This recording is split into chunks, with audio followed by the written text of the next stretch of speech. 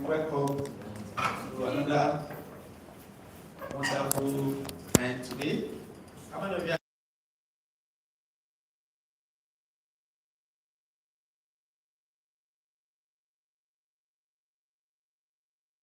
welcome? I'm glad you made it.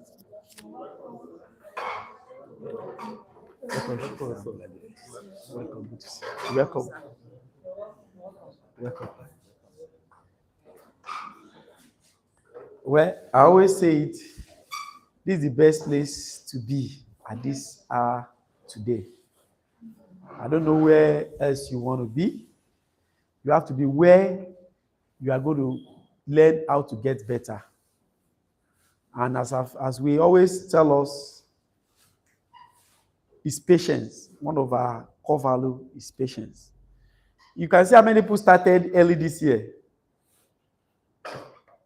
Full, then many of us, if you are not careful, you lose the enthusiasm, which you must not allow it to go. You must keep at it because what you are going to do, what you are building is very, very important. So I know there are a lot of us, the weather, a lot of reasons why, but I don't feel there's any reason for not coming because you want to make it. God have seen that you can be a billionaire. Hello? Hi. That is why he allowed you to come in contact with this group. You have to now convince yourself that God is right. How many of us are God is right? If you agree with me, raise up I want you to raise up very well. Hello, madam, I'm not seeing your hand up. Are you not okay? You don't believe. Anything you believe, anything you can conceive and you believe, you can what? You can achieve. All the problem all of us have is that belief. If Dangote say you can be a billionaire, how many of us believe? If you believe Dangote walk up to this, they say it's going to make you a billionaire, you believe. Raise up your hand. I know you. Everybody raise up his hand. Then who do we believe? Dangote or God? God. Because you don't need anybody to tell you. You tell yourself. What you tell yourself is even Dangote. You don't even be surprised. Dangote can walk up here and say you're going to be a billionaire. Tomorrow he forgot, he promised you. Or something happened, somebody said something about you and he changed his mind. But if you believe that God have a plan for you to be a billionaire, and this thing we are told here is very easy. I wanted to show us a little drama, but probably for another time. I'm going to act a drama to see how it is. I'm going to add a drama very soon. It's just 3 people were promised the same thing. How people miss it. And I know all of us will learn from that drama. Probably we'll plan against next month to work. It's a very simple program. If you know you are in the right path, just keep going at it. Just keep going at it. Sometimes it's getting tiring, but just keep at it. Hello? It's like you take a Google, I don't know how many of us, people that drive with Google, just say, I'm going to so place. And Google tell you it's going to be the next 45 minutes. Sometimes you feel, are you sure this road look like? But because you can see they are getting closer. Now, it's not even Google we are using. We're using mentors that have been there before. And they are telling us this is the way to that place. What do? We follow. Hello? I learned something recently. Say, follow the process. Just follow the process. Sometimes you wake up. It happens to all of us. Sometimes you wake up as if the dream is very far. Or that day didn't go as we just keep pulling. Know that the people that told, they didn't tell it's not going to be easy. They told us it's not going to be easy. But it's going to be worth it at the long last. Sometimes the journey is very dark. Sometimes I remember I was giving, last time I was telling people, I think January, February, March was like the business was good. Then April, May, June, July is like everything just, I was so almost disappointed. But because somebody have shared with me, I think it was Dr. Yusuf, that 1 year like that, even his first 3 months was not so good. And November, and God was so good by July, things pick up. But if I had given up, will I be able to get it there? So please, don't let's be at it and let's get to where we are going. We are going to get there. I'm going to see you when you get to that billionaire status. And I can't wait to congratulate you. I knew one of my mentors, he's not a billionaire. When he was saying, he sent me a text, but he told me that immediately he said that text to me, I should know that he has crossed. He said he's going to wear a certain cloth. So he now said recently to me, that cloth was doing party. I said, Jesus, this is what this man told me 5 years ago. And that time when he was there 5 years ago, he was not close to it. But he gave me some clue, and those clues are what I'm working towards. That mainly you get to a certain place. He said, according to him, the hardest part is the first set of the tens of millions. They be like, say, you will just have to scrape around. And not only him, I was listening to Charlie Munger this morning. Charlie Munger was saying the hardest for him was his first $100,000. Hello? Somebody that is now is worth billions before he died last 1999. He said the first hardest for him was his first 100,000. It was like according to him, he was using spoon to scrape rock. Imagine using spoon to scrape rock.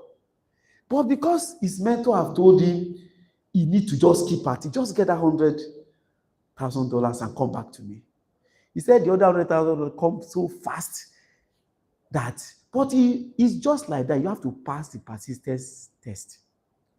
It's just the universe have to know that you really want it. And that is why I want us to not to lose our confidence, lose our enthusiasm. Let's know why we are doing it. Something that is very important is the purpose. Why are you doing it? Because you know you are doing it so that you know by the time you get to that, you can help a lot of people. Your life can be better. Your family can be better. That one should keep us going when we are discouraged. Discouragement is going to happen. You can see economy, but just keep at it. So this is just a little for my side. I don't know whether anybody have a success story to share. Thank you very much. Chief Dayo. Let's clap. Thank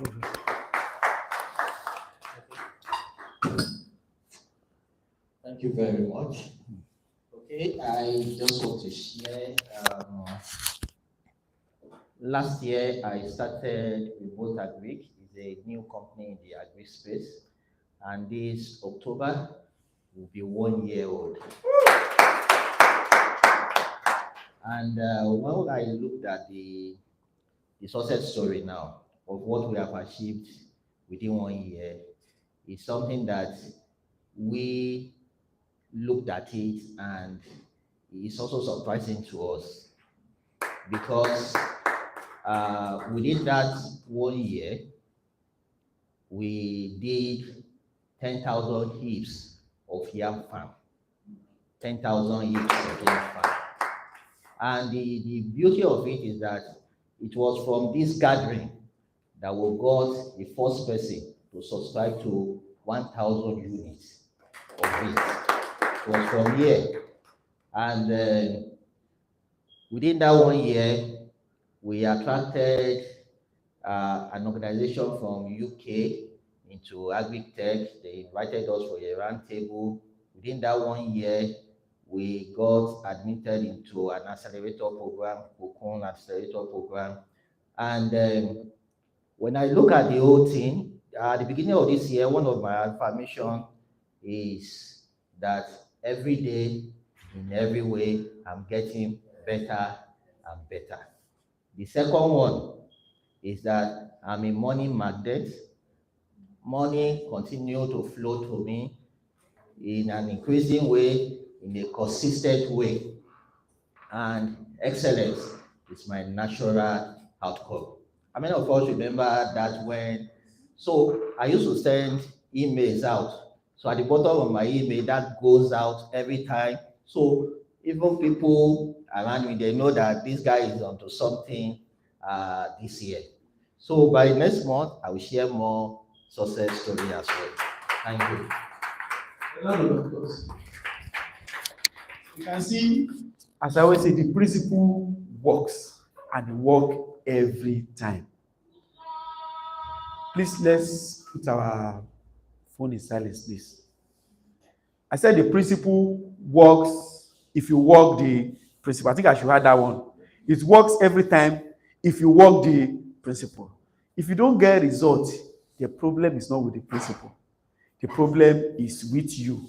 And the earlier you realize that and work on yourself, then you join us on this way. A round of applause for Remote Agric again. So who again has a story before we invite for another day? One more person, please. Well, let me quickly give one that happened today. Last month, we thought about social media marketing. It's not possible for you to come here and anything they taught us, you don't do it. It doesn't make sense. Hello? And everybody here is adults. Nobody forced you to come here. It does us no good to come here and what we are taught here not to practice. So mainly we came last, I started our social media group, and immediately we got the local government chairman of our local government came to our hospital, gave us a contract. He was here this morning because I came from theater. How did he know me? It was from social media. A lot of things are happening. Everything our teachers are trying, they spend a lot of time, energy to prepare all those things. Please, and the universe make sure that we're here to hear those things. Then we cannot disappoint ourselves. We can't disappoint the generation that are coming after us.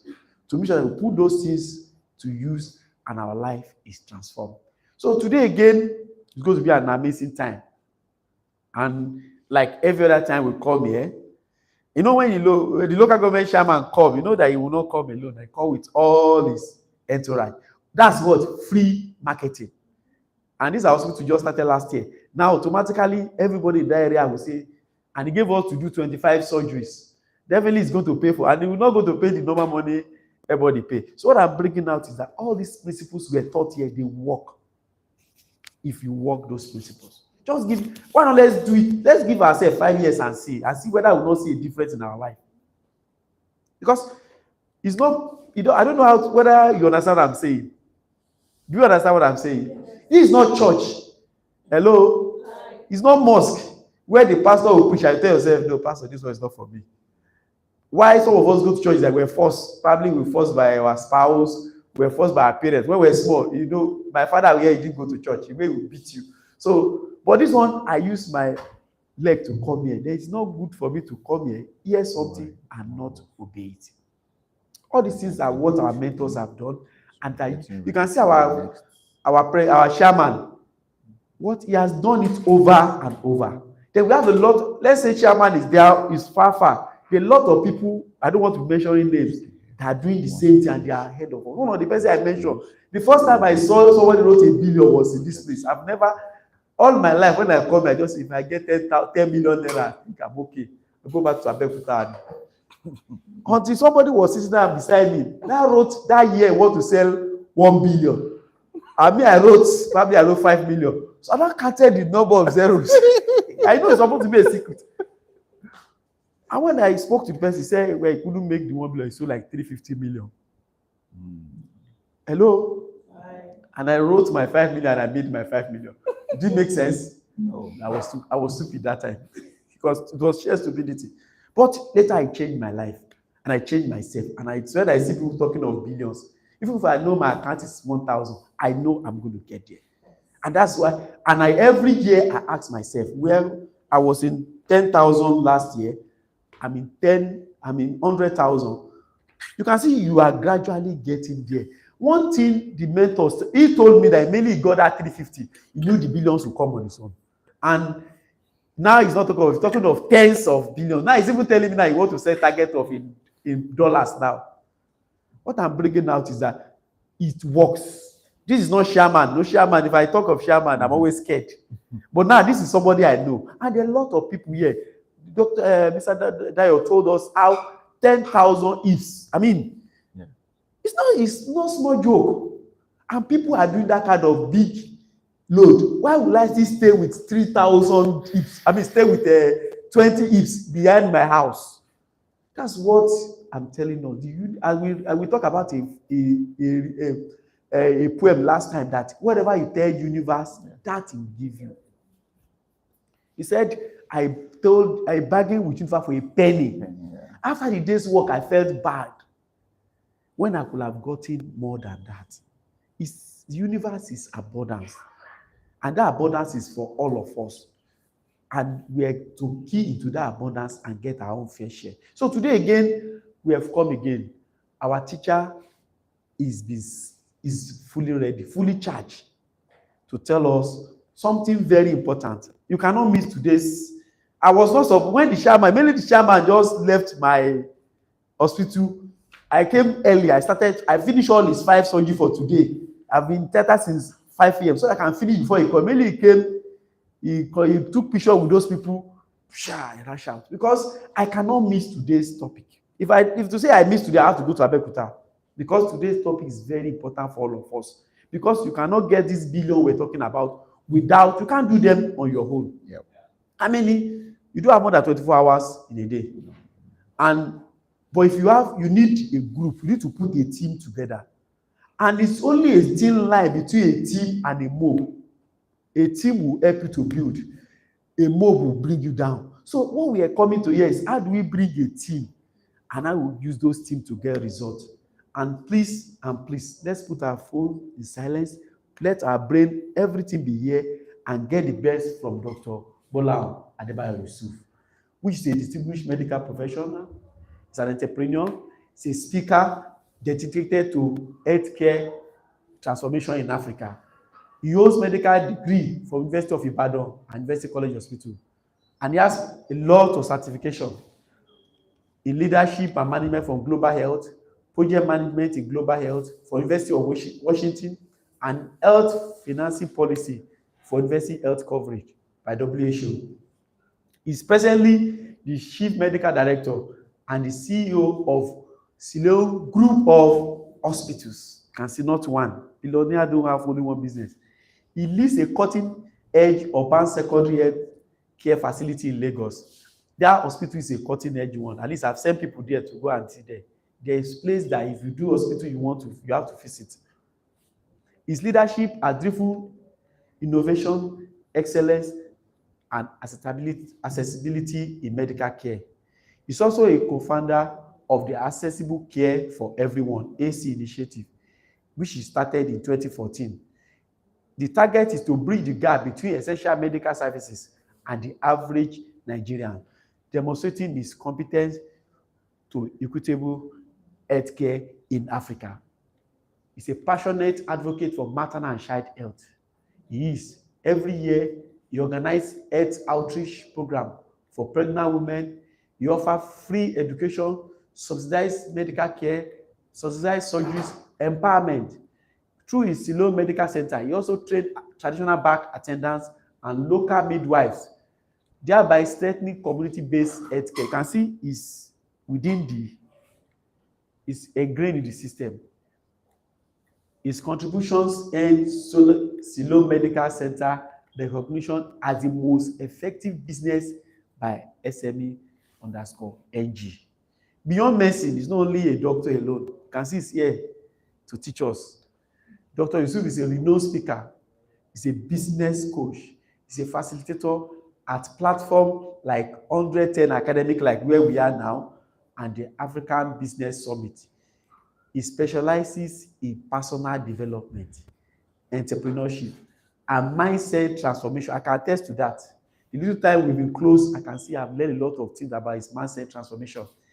And he inspires professionals and business leaders to achieve peak performance. And that's what he has come for us today, how to get peak performance at every time. Not January, you do well, then you do poorly for next 6 months, then pick up again. We're talking of performance that is peak and what? And predictable. That's what we have come for today. Dr. Gbolahan Yusuf seamlessly integrates healthcare, innovation, leadership, and philanthropy, making a lasting impact on individuals and community alike. Can you please welcome one and only Dr. Yusuf Gbolahan? Thank you very much. Good afternoon, everybody. Good afternoon. Let's sit down. Whenever Dr. Shodupo speaks before me, it's It's already peeped into my notes. So he usually shares some of the things, and I'm seated there thinking, okay, so where do I start off? Since he has said this and that, but I think I can say the same thing, but I'll say it in another way. Today we're talking about team building and techniques for motivation. Now, in primary school, junior secondary school, we learned about machines. And one of the things they taught us about machines is that it accelerates or multiplies efforts. Can we remember? Any machine is qualified as a machine if it can multiply your efforts. Remember, we learned about levers. Levers is the one you put a rock in the middle, you put a plank. No, don't worry, it's okay. I think let's try it. Bring it. So, hello, this is better. You remember lever or the seesaw? This one that you sit on one side, somebody else is sit. A lever is a simple plank, put a rock on its side, and a small boy can lift a heavy object because the machine actually amplifies his efforts. Do you get what I'm talking about? Now, so when we talk about teams for entrepreneurs, we're talking about machines. We're looking at, next please, we're looking at different devices, different machines that amplifies their efforts. Every entrepreneur is a dreamer, right? Yeah, we entrepreneurs are dreamers. We dream of solving problems. And we also dream about how those solutions will help a lot of people. And also we dream about the billions that comes as a result of those. So we're dreamers at different levels.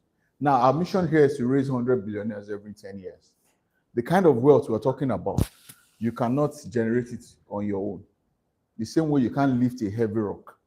You need either a group of people coming together or a machine to help you lift the rock. We have cranes now that carry everything. They are machines. They are there to amplify efforts. So what I'm talking about today is the entire process to bringing people together in order to amplify your efforts. Like we say, and I'm sure a lot of you agree, if you can do what you do now alone, you won't employ any other person. Am I right? Who wants to share profits? Am I lying? If only you can do it without stress, and then you achieve your results, you won't employ the next person. From the first time we started our businesses, that's what I tell my employees. If I can do it alone, I won't employ them. So if they are employed, they are meant to make the job easier, and they are meant to amplify my efforts. So if they are not doing that, one, it's either I employ the wrong person, you understand, or the person, I have not done my job in integrating the person rightly. So at the heart of every scalable business is a high-performing team. A team that's both well-structured and deeply motivated. So the structure of the team has to be right. And then the motivation is important. Next, please. And wealth is built by solving big problems. I talked about this earlier. And then great businesses are powered by great teams. Scaling wealth equals to scaling businesses, and then by scaling people. Next. I'm going somewhere and I'll explain everything. Yeah. Today I'm not talking about other businesses. I'm talking about cars. We call them machines. Sorry, if you don't like cars, I'll teach you today. Or vehicles. Now, I have 3 vehicles there. You might not know the one in the middle, but that's a Toyota. That's a 2025 Toyota Camry. That's a 2025 Toyota Camry. So the first one, who knows the first one? It's everywhere. It's everywhere, right?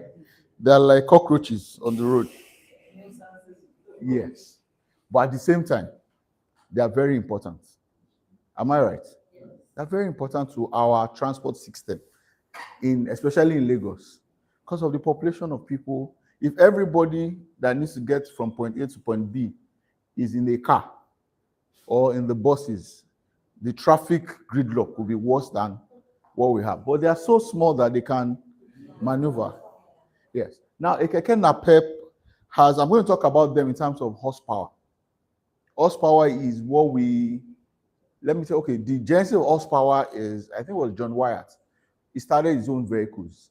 and at the time where people use horses.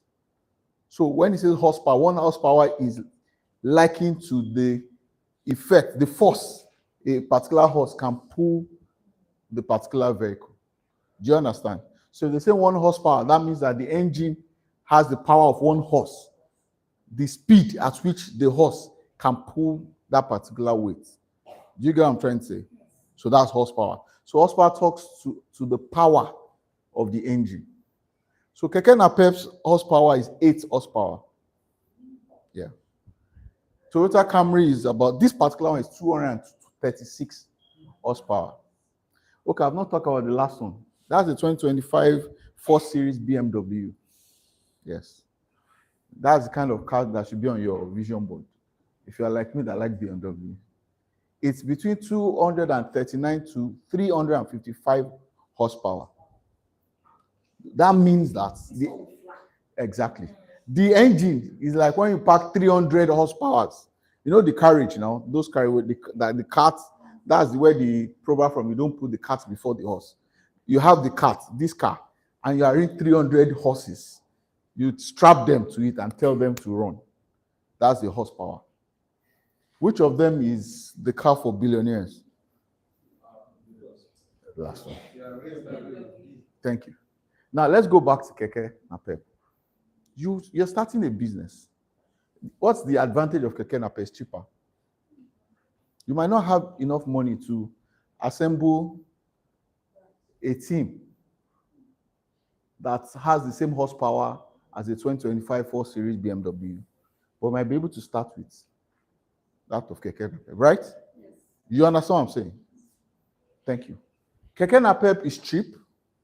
Keke Napep can go through every nooks and cranny. Probably it will be easier for everybody to cooperate inside the Keke Napep.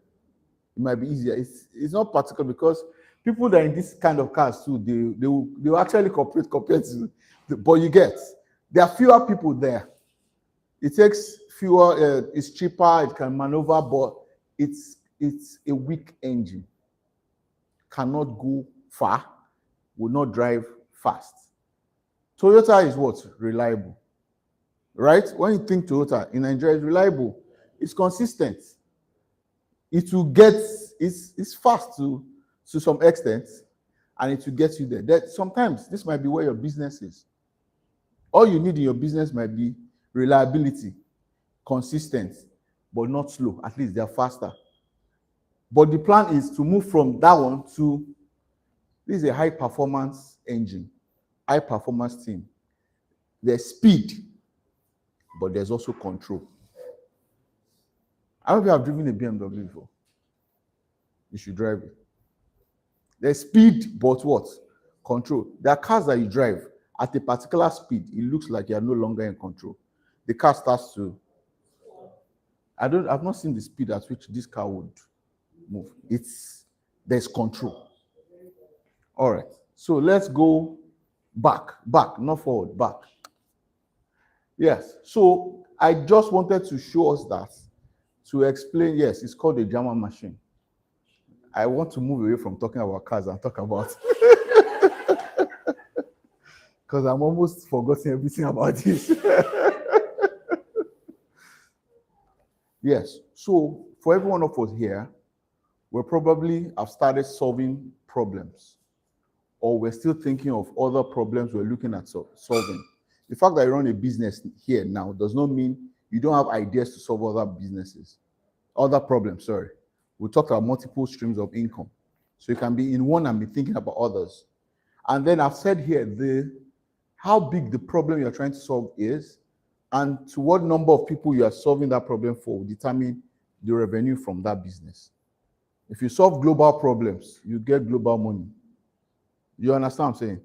I was reading a stat, but I don't have the data now, about how much some organized companies make per hour.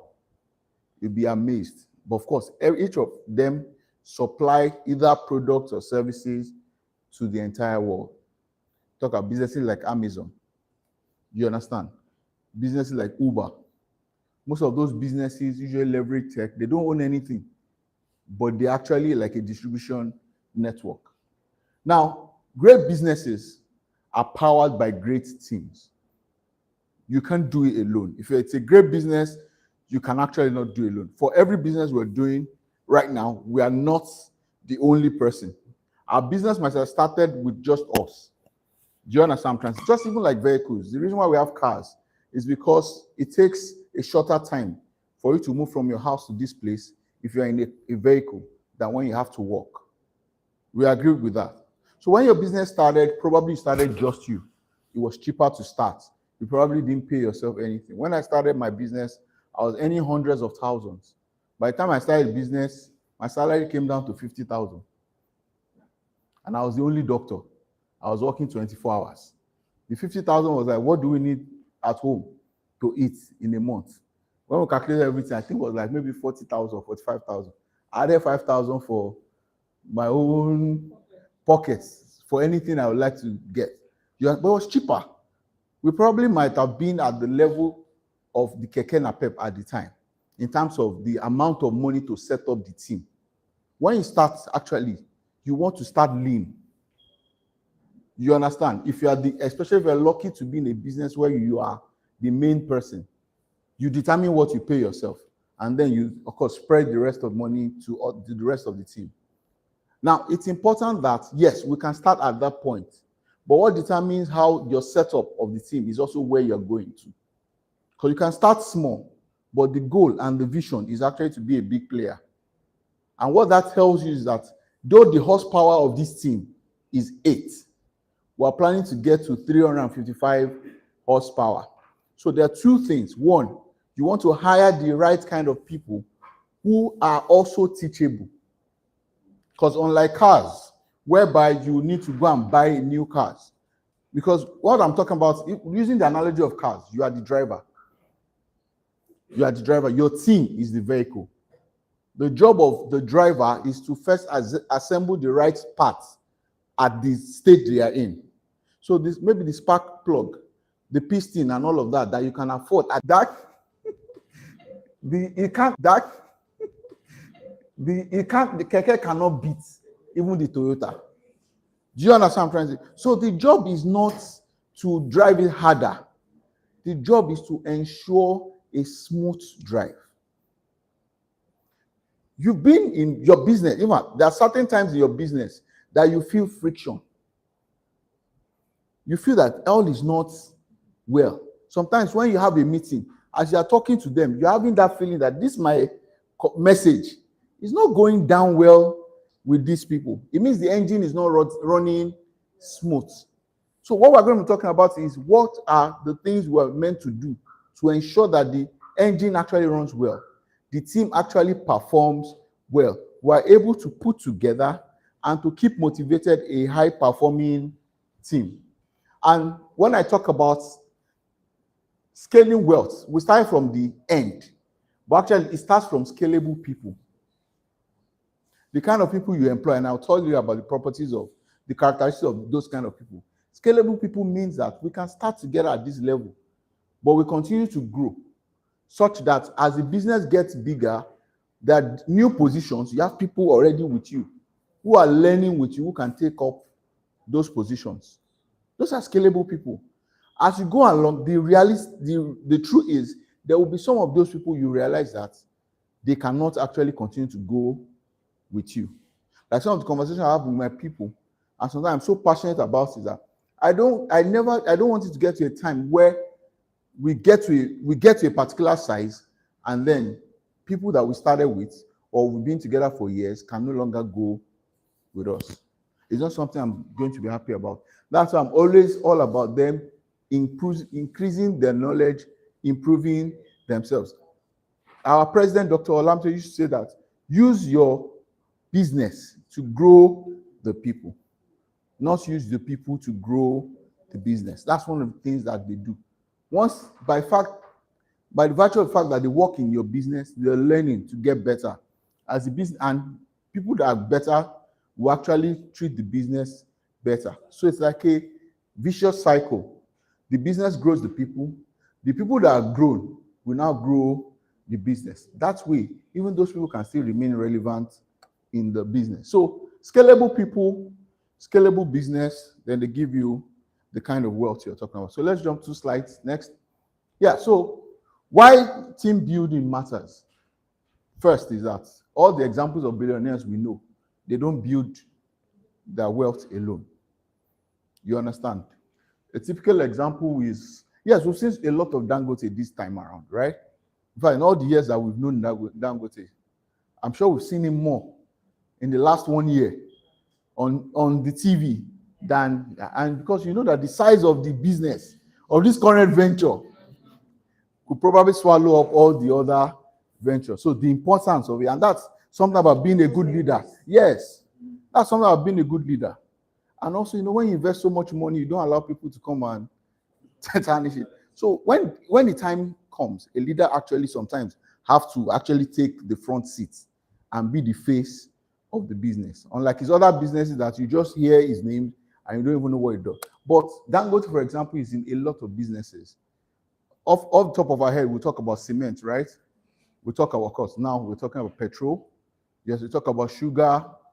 We talk about salt. You know, in fact, it's everywhere. It's actually everywhere. And the secret, well, I don't know the secret, but what I think is businesses are in everyday use and in things that we use every day. And he knows that if he can sell that things that you use every day to a lot of people, what happens to wealth? He has a lot of wealth. It's a no-brainer. You use it every day, so you have to buy. And his ability to sell it to a lot of people means that money keeps coming in all the time. So no billionaire builds with a loan. That's the first thing. And then, of course, when we talk about founders versus operators, now, the fact that you had the idea, the fact that you conceived the idea and you started it, you understand, does not mean you don't need operations people. So you need a team that actually helps to do the work. So, okay, these are the things we want to do, like I said, machines, to actually amplify your efforts. And then this is an old quote that I'm sure a lot of us know about. If you want to go fast, you go alone. If you want to go far, go together. Because first, excuse me, your teams, when you set up teams, they actually help you achieve your goals every day, every time. Either you are 100% or not. We're not 100% 365 days in a year, right? You don't even have the energy to do all the work all the time. So the team actually helps you to achieve that, help you remain consistent, and then remain relevant in whatever venture you have. Next, please. So what are the elements of a high-performing team? These engines that give us 355 horsepower, what are the characteristics of such engine? What are the characteristics of such team? Our understanding of the characteristic or the elements of a high-performing team will also help us when we are putting together one. It will also help us to assess the current team that we have. Now, the first thing is shared vision and purpose. It's very important. If you're heading somewhere and your team do not understand it, then it's like a house divided amongst itself. What happens to that house? It's going nowhere. It's going to crumble. So the first thing is shared vision and purpose. And the job of sharing this vision and convincing the team to buy into this vision is for none other but ourselves as the leader. So the first thing is they share in the vision, they share in the purpose, they buy into it. And one of the simplest ways to get them to buy into it is to ensure that they take ownership of that business. They take ownership of that vision. They see themselves in achieving that particular goal. Every one of us, at a particular measure, we are selfish. If it's too much is where there's a problem. You understand? The fact that we're working together, we're in the same team, we actually have personal goals. You understand? And the easiest way for us to buy into what you're asking us to do is that we can see the fulfillment of our goals in achieving yours. If we don't see it, then we're not part of it. So if you come and share all the lofty dreams of how you're going to raise the dead back to life, which is beautiful, right? It's not a wonderful thing. And I don't see how that benefits me. I might just be with you for a short while. After a while, Either I check out, or check out physically by resigning, or check out in my mind. And then when you've worked with people and they become distracted, sometimes that's what we use. It's because they no longer share in the vision and something has actually happened to them and you need to figure that out. Now, it's easier for people to follow when they know what their roles are, when they know what their responsibilities is. It's easier to follow. If I'm part of a team and I really don't know what my place is in that team, there's a problem. It's not a high-performing team. In the engine, the part that deals with combustion must know that that's his job. And there's the part that deals with cooling the system. When I thought of cooling the system, I said that has to be HR. HR is the one that is checking the temperature of the team. Am I lying? Those that HR specialists don't understand what I'm saying. They know when it's too hot and they say, "Oga, I think the demands, let's cool it a bit. Let's cool it." And they know when some teams are not pulling their weight and they say, "Please, let's add some fire." So everybody understands their clear roles and their responsibilities. Not everybody is in the front end of the business. Some people, what they do is not even seen by the customers. And such people sometimes can become demotivated if you actually don't pay attention to them and constantly tell them how what they do links directly to the success.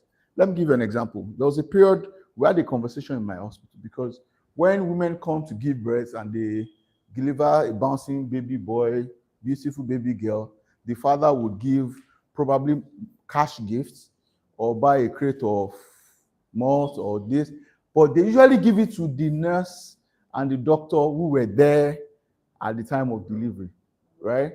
And then something started because so when those people collect the money, they keep the money to themselves. They share the drinks amongst themselves. Myself, the management said, no, that is not true. That is not right. You have to submit whatever is given to you to the admin because we believe that everybody should share in that gift. And then, no, am I not the one? All those conversations. And we had a meeting. And I actually explained to them how everybody, even the sanitary worker and the security, how their work actually ties to that delivery. You are the one taking delivery. You are the one doing the final one. But the process of care started from security. And the customer, which is normal, emotionally, is tied to you because you are the one that did the final part. So they will give it to you, but they are actually not giving it to you. They are giving it to the entire organization. Of course, I make sure I don't share in their money. I make sure I don't share in their drinks. It's also important. So they don't think the reason for all my grammar is because I want to collect. Do you understand? And I'm just saying that to you because you might be there sharing with them. Don't share. Leave it to them. There are some things you rise above of. How much is all the money? Do you get? But it was important, and it helped us help them see that everybody is part of it. It made the security man feel important. It made the sanitary worker feel important. And then we have our meeting every month. So we will share it at the staff meeting. So if we have enough for that meeting, we share. If not, we carry it over to the next meeting. And it's always interesting. End of the year party. When we do our end of the year party, all the drinks that we drink at the end of the year party comes from all the drinks sometimes in the last 2 or last 3 months. The admin will say that, see, doctor, don't let's share anything for the next 3 months. We'll keep it for our party. Usually have colors to the party. Do you understand? So it's important that every roles are clear and responsibilities. You understand? And then, of course, they have to feel safe. And they have to understand that you also trust them. And this also ties to the book we're reading currently, talking about creating a business that thrives in your absence. You remember the concept of die while alive. Now, when you give responsibilities to people, when you actually tell them what their roles are, it's important that they can see that you trust them to perform their roles.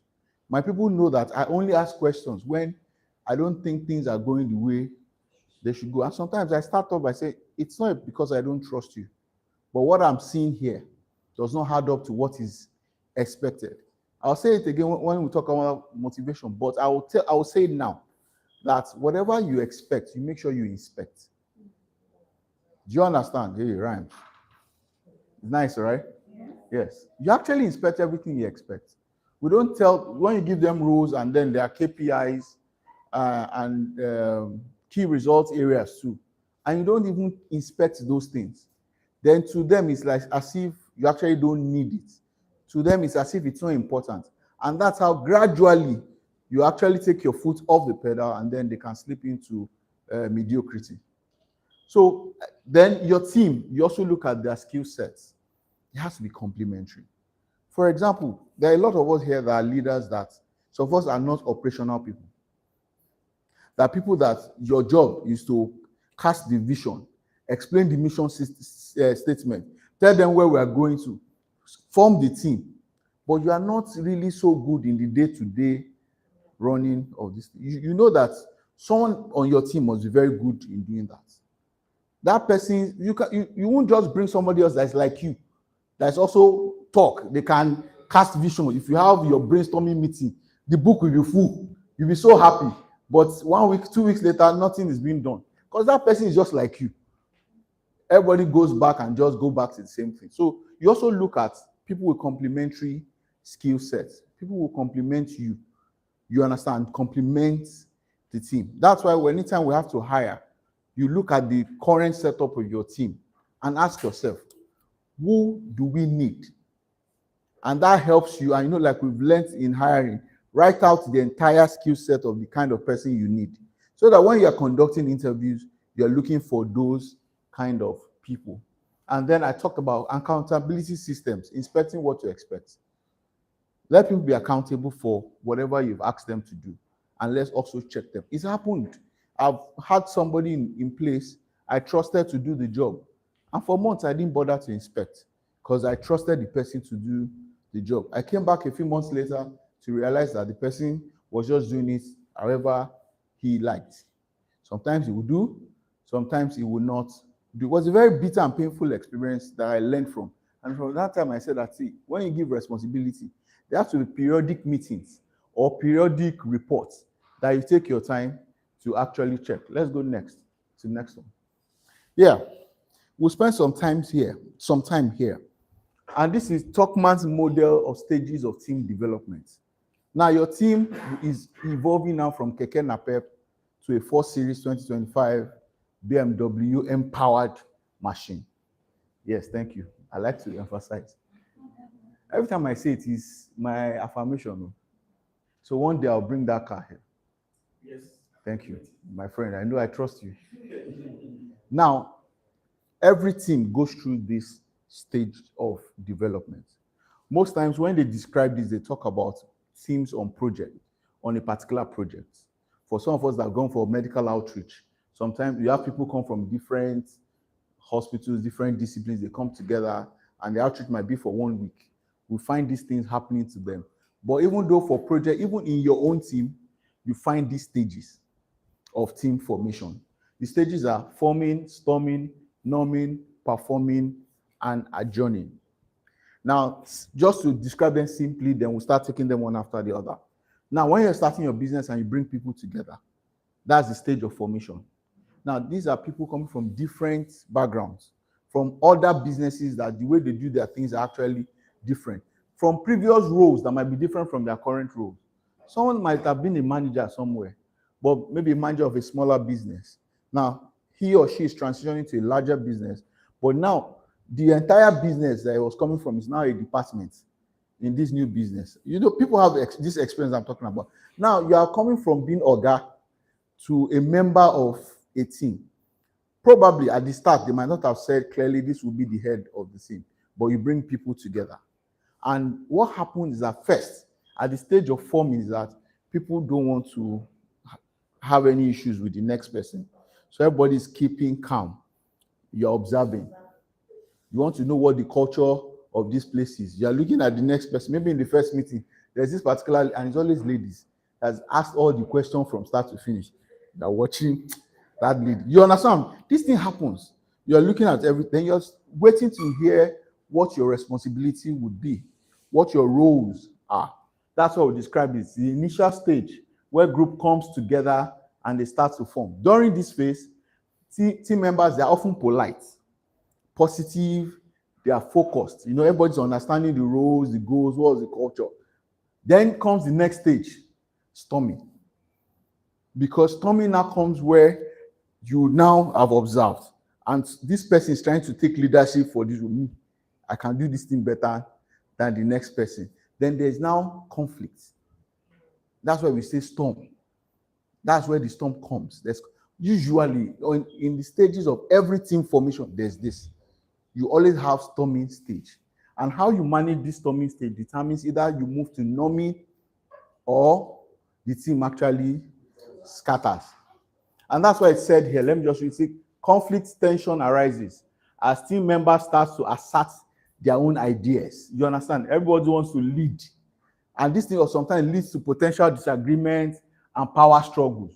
It's a critical phase where many teams fail if they cannot resolve their conflicts. One of the things that helps this stage is the unity of purpose. Why are we here? At this stage, sometimes you might have to take leadership. I've set up a team before because they're a team of leaders still within the same organization. You come together. This is your role. You know my mistake in setting up that team? I said for now, why people are getting used together to one another. I'm the head of this team. Me, the head that is working, that is really not working inside the business. Do you know within a few weeks, there was storming. I didn't understand. There was no Oga. And the way I saw it, because I had to call first, initially I called them back and say, oh yeah, you guys, sit down. What's your problem? Oh yeah, tell me the three of them were there. Nobody who will tell me what the problem is. Everybody kept quiet. So if you are not going to say it here, I don't want any problem again. Because these are supposed to be leaders. I was deceiving myself. 2 weeks, they were still, now it was now became avoiding. So there will be no open conflict. But then they were not working, their departments were not working together. Until I came back, set things right, repeated their roles, but now told them really who was supposed to lead the team amongst the three of them. And now everybody is working well. But what's first and was the most important thing is to remind them what we are all trying to achieve. So, and how their roles connect, and how they work with one another, how they actually connect to each other or one another. And then from storming, you move to norming. Now, the team starts to develop cohesion, will resolve conflicts. In some other organizations, especially organizations that where most of them work remotely, you realize that they do a lot of team bonding activities. You know that? We've heard of team bonding activities. There are different activities whereby team members they move out of the world of the business, and then they do different things, play games, go to the beach. Yes, they do like a staycation. Like, you understand? So that, because you know what that does, it helps you to experience that person in another light. Yes, sir. So this guy that is always frowning in class, at work, when it comes to playing football, is the loudest person. So this guy can be interesting. Do you understand? They start to form different impressions of their colleagues, and that helps their cohesion. It makes them bond better. In fact, that's why I say a lot of people, organizations that work remotely, they do that, because if you don't experience yourself coming to work every day, what you know of the person is what happens during your virtual meetings. And you know what happens at virtual meetings is not really the real natured person. Yes. So at this point, there's now cohesion. People are resolving their differences. So I'm not like that. I'm not. You understand? Now they start to come together. They begin to understand each other's strengths. Let me bust your bubble. Do you know that you can be at this stage and you employ somebody and it moves you back here? Do you know that? So it's not like once you move to Nomi. Dr. Yusuf said that we are now in Nomi. No problem. So why are we having friction? Sometimes you can actually move back to storming stage. So, and it's important to know that, and if that happens, you also have to go back and apply to bring them back. First question you have to ask yourself that, did you employ the right person? You understand? You have to be clear on that. Or probably the way the person was onboarded was not the right way, because the person might not be bad. person is coming with the culture of what he's used to. And if you don't onboard rightly, the person is just going to bring that culture, and there might still be some people here that are sympathizers to that culture that the person is bringing, and they'll just, you know how they'll just catch the person, and before you know, their phone click. And the people that you think you have already converted to your way of thinking will just join this new person, and then they start the storming stage again. So it's the work of an entrepreneur is not small. It's not. It's really not small. So they get here. Now, once and here leadership is formed, people take leadership. Sometimes the leadership you have already set. But the place we all want to get to is the performing stage. This is the stage where there's interdependence. They are more flexible here.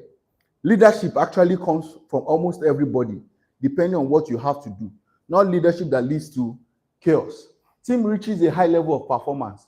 They operate efficiently towards their common goal. There's a clear structure, trust, and flexibility in how the team works together because they're now used to one another. They now know individual strengths and weaknesses.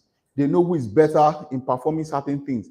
They now understand how one unit depends on the next unit to perform to get their results. For example, if you have a business, like maybe it might be a tech business, and then everybody in the team feels that the engineering department, they get 90% of the budget, and the sales department is not happy. Do you understand? And sales is saying that if you don't have enough money to go and sell what you are producing, you just keep producing it, and it's there. If you don't have a round table of the heads of this department to move from this period of fighting over who gets the lion's share of the budget to the place where they understand the individual unit and how it ties together to ensuring the particular organization becomes the best maybe in the nation. For example, you could have, I don't want to give examples. Let's say there's a particular tech company and they have good products, they have good people, they've employed from top places, and they have enough money. But when they mention, let's say they produce printers, but when they mention printers, they are not in the top 5. You understand that the CEO will be frustrated because they have put together a high-performing team. They have the best products. You understand? But their product is not out there. The engineers will continue to think, how do we improve this product? Because to the carpenter, everything appears as what? A nail. So the engineer will be thinking, if we are not top 5, then maybe our product is really not the best. The salesperson will be like, if we are still not top 5, it means that we are not putting ourselves out there well enough. So sales and marketing will be under pressure. Engineer, but if they all come together and the heads are now part of a management team that is performing, then from conversation, they really see that the problem is not product. There's no point wasting more money on products. It's more about sales and what? And marketing. But in talking together, the sales and marketing people might also say that in order to make our pitch, we need you guys to go with us so that you can explain the technical part of whatever we are selling. We leave the rest about selling to us. Do you understand what I'm saying? I'm just using that example to tell you that for everything, they actually go through these stages, but this is where you want to be. And what are the characteristics of this place that I said?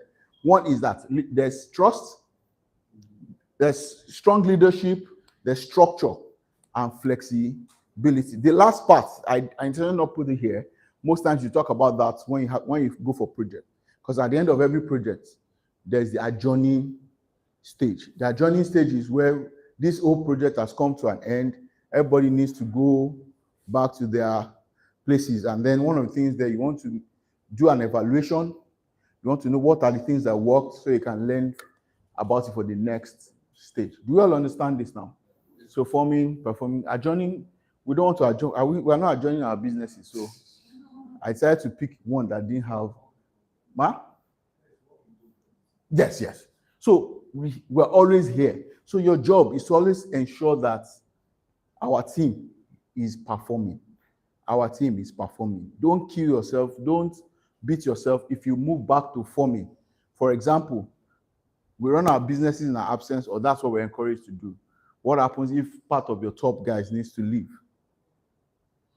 Your management team will come back to, don't get tired. I saw that with Dr. Olamitoye.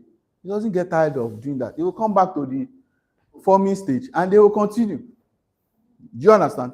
But now they have a beautiful structure that he is not the one coming back to the forming stage. He has created a system and they have a board that actually takes care of those things. So it's a gradual thing. My business structure is not like his business structure, but I don't lose sleep over that. Do you understand? I might not be BMW now, but I'm no longer Keke Napep. That is enough for me to sleep. Do you understand? Do you get? I felt it's important to say that so that we don't put pressure on ourselves. You know, you talk about someone that sat down beside, he wrote 5 million. Person writing 350 million. It's enough for you not to sleep. It's true. But the only reason why you will sleep is to put it in perspective. Most of the things in life that we worry about, once you put it in perspective, I know that you are not lazy. You are doing the work. And you can celebrate your own small wins. You just know that it's just a matter of time. We will get there. Do you understand? And the beautiful thing of that is that they already give us a template. Dr. Olamte says that a lot, that it will be easier for those of us coming behind him to achieve the things he has achieved in a shorter period of time if we follow the things that we learn. Because he had to grope in the dark, look for the principles, find out, oh, this one works, stay here, this one no, stop. And now they've created the template for us that just press A, from A, jump to G, go to K, before you know it, you add Z. So the thing, instead of allowing that to be a reason for you to be sad, just keep it as a template. This is the road map. In getting there, this is where I am now. Let's keep going on and going on and going. Next, please. So I've said a few things about this, but I'll just mention them again. What are practical team building techniques? We talk about this all the time. We hire for attitude and we can train for skills. Hire nice people. You can't teach niceness. You can teach skill. You can't teach niceness. Sometimes when you can even do that. Sometimes I look at, and recently I've been looking at members of my team, and I'm measuring them in terms of skill and in terms of attitude. You can look at this person, is he high on attitude, low on skill? Is this person high on skill, low on attitude? You shouldn't have people high on skill, low on attitude. We don't employ rock stars. You understand? We employ people with good character, good attitude, and we can train them to become rock stars. Someone with good attitude will probably be teachable. So hire for attitude, then you train for skill. We are not a one-man band. It's a team effort. Team is an acronym also, which means together, each achieves more. As long as you remain as a team, then there's a chance that you always achieve your results. Culture first. It's important. I talked about onboarding of every new staff. It's important to do onboarding. Now, onboarding for different levels. For higher level of staff, I onboard them myself. From lower levels, I have people I've trained who do the onboarding. Even though they do the onboarding, within the first week or 2 weeks of working with us, I still have a meeting with them at least once. Because sometimes they might not be able to share your vision as well as you can. And it's always good to try and simplify what you're trying to achieve in terms of culture. Because there are some people, if you write too many things, they don't understand it. But if you can think about it, what is the one word that explains what we try to do? For example, for us, we are in the business of taking care of people. Taking care. Care is important. You understand? Care for us is the watchword. And you can't take care of people if you are not kind. Right? So to simplify for my people, I talk about kindness. There are other parts to it, but I talk about, so it's very easy for them. So the question is, are you a kind person? If you are not a kind person, you better become kind. Or if we find out you are not kind, then it's the way out. Do you understand? So a simple thing is, find a very simple thing. Might be one word, might be two, might be three. So some people might go into honesty, might talk about integrity, might talk about empathy. For us, we talk about integrity, empathy, personal development. We talk about excellence. You understand? But when I put all of that together, just be kind. If you are kind, the rest will teach you. So clear KPIs, key performance indicators, and and objective key result areas. When I talk about, there has to be clear roles. So if I'm asking you to do this, what are the things I would see to tell me that you've done very well? You need to tell them. You understand it now? So it has to be very simple. Oh, for this role, oh, you're the sanitary worker, so you clean. Well, these are the things. When I come in, this is what I want to see. That is the simplest way to make your job easy. You don't need to explain, so make sure you use IPO here or JIC. You've said what you want to see. Do you understand? There probably will be a template of process or procedure on how to ensure they achieve that result. That is dependent on their supervisor to ensure they do that. But your own is that when you come, did you see what you want to see? Do you get what I'm trying to say? It's simple. If for people who engage customers, you want to ensure that at the end of every conversation with the customer leaves with a smile. If your customers are leaving and they're frowning their face, then the person has not achieved the result. Then you want to have a conversation. What's going on? Do you get what I'm saying? So sometimes they might be big words, but look for simple ways, depending on the member of the team you're talking to. If you're talking with management member, C-level member, you won't say the things I'm saying. It's not kind that we'll talk about. You get what I'm trying to say? But you have to break it down for the level or the cadre of members of your team you're talking about. And then regular team check-ins and feedback loops. There have to be check-ins. There have to, like I said, if there are things you're inspecting, things that you expect, you ensure you inspect it. We have regular check-ins. Feedback is very important. Is there any perfect system? It's difficult because people were not constant. Right? We're not constant. Even you are not constant. Your preference today might be different from your preference tomorrow. And that's why it's important to always have check-ins with your team and feedback. What are people talking about? I think it was here I mentioned, ask when they mention your organization, your product, your service, what comes to the mind of your customers? Because that's the reality of your brand. You understand? Your brand might be, we are the best since sliced bread. But when they think about your brand, all they might just think about is big money, expensive. That's your brand. You're expensive. Now, expensive is not wrong. Because I've come to learn in my journey in business, cheaper does not necessarily mean it's better. Does not necessarily mean it's good. So yes, if your business is to high-end clients, you ensure that your quality is at that level. So such people say, oh, they might be pricey, but whatever they tell you is what you get. It's not a question of what I ordered, but what was delivered. Do you understand? So it's simple. So your brand, and sometimes sometimes we bring, depending on our culture, maybe we are from especially people like Southwest that were very humble. Sometimes you bring that humility into business. Sometimes it's your problem while you are negotiating. It was a weakness for a long time. In fact, at a point, I set up a system that prevents me from being in that state of negotiation. In fact, my members of staff, they will prevent anybody who wants to see me if they feel the conversation is about the bill. Because the man that come and say, this is how much will come and say, please, just do it for. It was a weakness, and I think it was because of also culture and the mindset about money. So I knew that mindset had to change, or else, because I told myself, I was one of the genesis of starting ACE Initiative. That if you run this business, if you continue to run this business like this, you will ruin this business. So since your heart is to help people, set up an organization to handle those things. That's NGO. So with that, my conscience, it was not easy for me to do business because a part of what we earn moves to the NGO, and the NGO would investigate.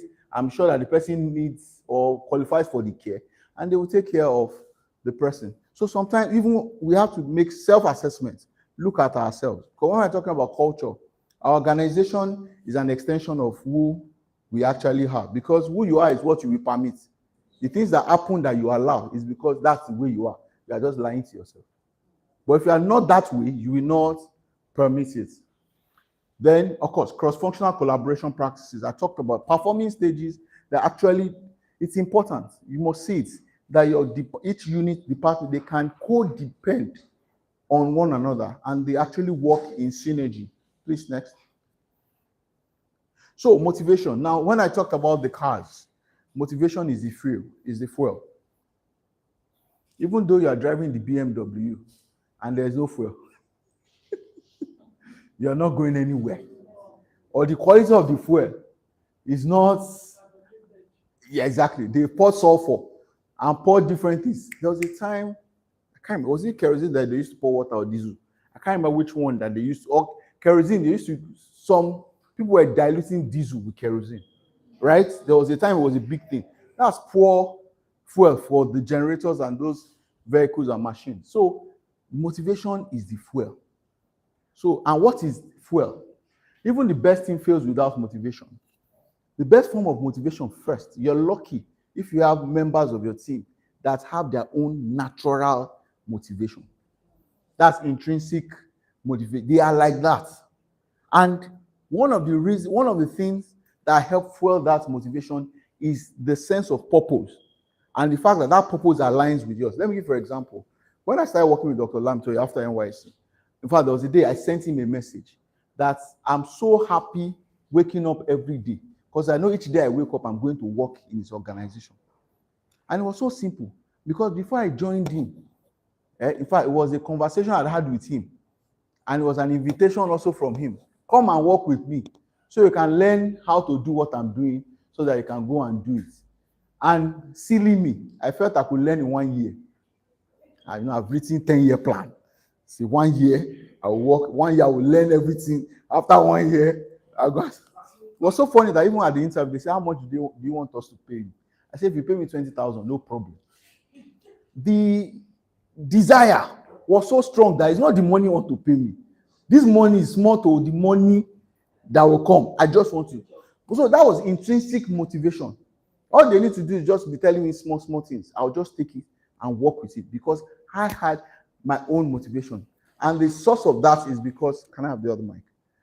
The source of that is because my purpose in life aligned with working with him. That's what I was trying to explain in the beginning. By virtue of growing myself, the batteries I need, the virtue of growing myself by working there will actually help me to actually be able to do what I'm currently doing. So we're lucky, and we should also seek it out during interviews, that what is their motivation? The questions like, what will you do? Where do you hope to be in 5 years? Do you understand? Where do you hope to be in the next 10 years? What's the plan? Oh, you studied this course, you're applying to work with us in this discipline, whatever unit. Where do you see yourself? What do you hope to do with this?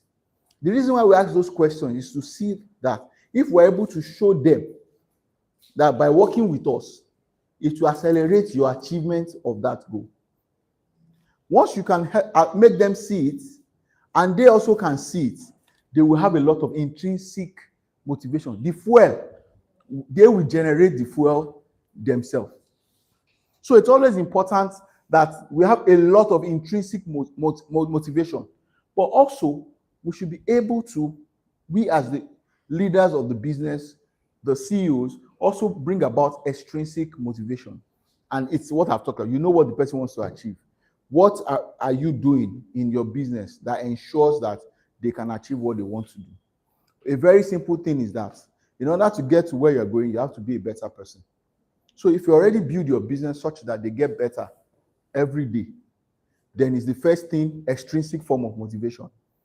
Another thing is this: what are we trying to achieve? We talked about earlier. Purpose. Vision is very important. Growth is also important. So they know that they are getting better.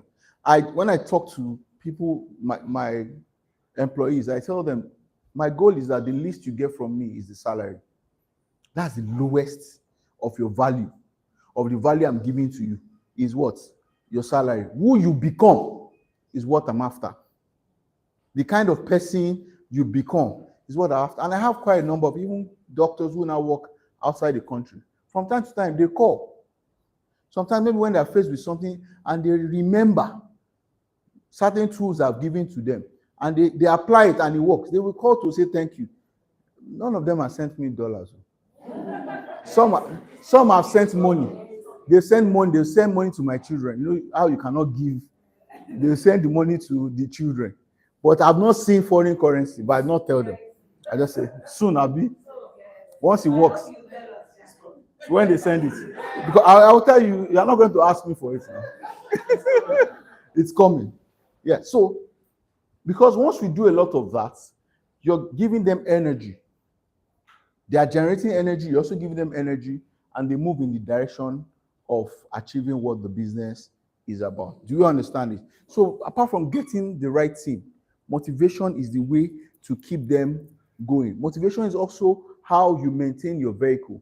We've talked about beautiful vehicles here.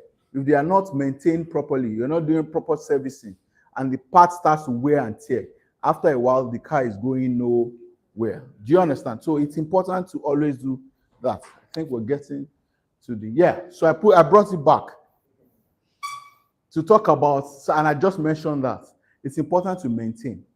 Now, another thing I would say that this will not tell you is that this could be your car. You understand? Your job really is, because you can't do that. Because what we naturally would do is probably sell this car and buy this, or keep this car and have enough money to buy this. Now, we're not selling. Sometimes you don't sell. Some businesses, they sell. Like you've seen in tech. A lot of people, they sell, and then they sell at higher value. But most times, we're not selling. What we're doing is, how can we change the parts here to this part? And you know that happens now. Sometimes you want to buy a car, they'll say 2015 Toyota Highlander upgraded to 2022. You've not seen it. This Nigeria, anything happens. Do you know what they do? They'll just take some parts. Because the truth is this, these cars sellers too, they're just playing us. What's the difference between 2022 and 2025? They will just change some small parts. So now they say, don't worry, don't go and spend money. So those guys, they don't spend your money, just buy your 2022. They will now change the bumper, change the lights. And when you see the car, it now looks like 2025. So that's what our job also is. We probably might not have to buy year to year, but we can also change and tweak the parts. So probably we develop our people to actually perform better. Or sometimes when you go to the point where you need to hire certain level of skill, you can also bring in those people. Next. All right, so we're rounding up right now. Usually we don't come early, so we usually don't start early. But I think we have just 2 slides left. So key techniques for motivation. I mentioned these things. Purpose. Ability to connect their work to the greater mission. I'd said that in different ways. How you can tie what they're doing to what we want to achieve. You remember, is it Apollo?